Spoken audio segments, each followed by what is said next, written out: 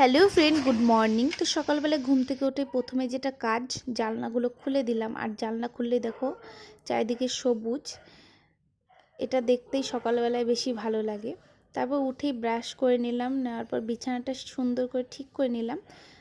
আর কিছু কাচার ছিল, তাই সকাল সকাল কেচে দিলাম, কারণ বৃষ্টির জন্য তো কিচ্ছু শুকাচ্ছে না ভালো করে। তো তারপরে দেখো তোমাদের দেখাচ্ছি, দুটো সুন্দর সুন্দর ফুল ফুটেছে। আর এই ফুলটার নাম কি আমাকে অবশ্যই কমেন্ট করে জানিও।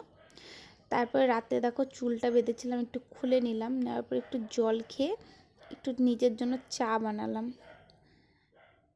তো চা খেতে আমার অতটাও ভালো লাগে না, কিন্তু এই টোস্ট বিস্কুট দিয়ে র চা খেতে আমার বেশ ভালোই লাগে।